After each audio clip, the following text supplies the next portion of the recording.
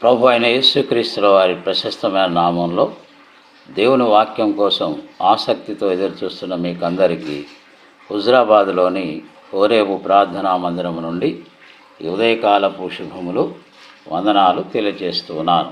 దేవుని వాక్యాన్ని చదువుకుందామండి. మార్క్స్ వార్త 8వ అధ్యాయము 21వ వచనము. అప్పుడు నీ తల్లియు నీ సహోదరులు నిన్ను చూడగోరి వెలుపల నిలిచున్నారని ఎవరో ఆయనకు తెలియజేసిరి. అందుకు ఆయన, దేవుని వాక్యము విని దాని ప్రకారం జరిగించు వీరే నా తల్లియు నా సహోదరులని వారితో చెప్పాను.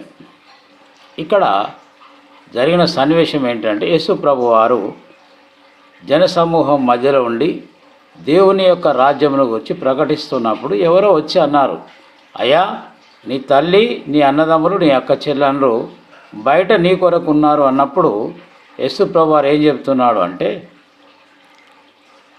దేవుని వాక్యం విని దాని ప్రకారం జరిగించు వీరే నా తల్లియు నా సహోదరులని వారితో చెప్పాను. అంటే అక్కడ ఉన్నటువంటి జనసమూహంతో ఆయన మాట్లాడుతూ ఏమన్నాడు అంటే, ఆయన శిష్యులు కూడా అక్కడ ఉన్నారు. దేవుని వాక్యం విని దాని ప్రకారము జరిగించేవారు నా తల్లియు నా అన్నదమ్ములు నా అక్క చెల్లెలని చెబుతున్నాడు. ప్రియ సహోదరి సహోదరుడా, యేసు ప్రభు వారికి మనము అన్నదమ్ములుగా అక్క చెల్లెలుగా తల్లిగా ఉండాలంటే దేవుని వాక్యము వినాలి. దాని ప్రకారం మనము నడుచుకున్నప్పుడు ఆయనకు మనము అన్నదమ్ములుగా అక్క చెల్లెలుగా తల్లిగా మనం మిగిలిపోతామనే సత్యాన్ని ఇక్కడ తెలియజేస్తూ ఉన్నాడు.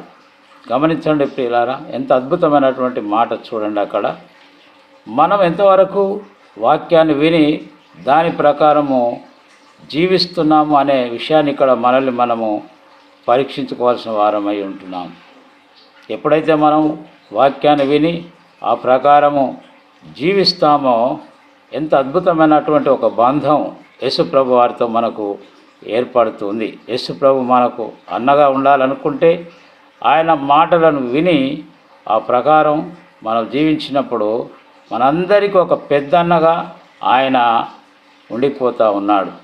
ఆయనతో పాటు మనం కూడా ఆ నిత్య రాజ్యంలో యుగయుగాలు జీవిస్తామనే సత్యాన్ని గ్రహించి వాక్య ప్రకారము నడుచుకోవడానికి మనం సమర్పించుకుందాం, ప్రయత్నిద్దాం. ఆ రీతిగా పరిశుద్ధాత్మ దేవుడు మనకు సహాయం చేయనుగాక. అందరికీ వందనాలు.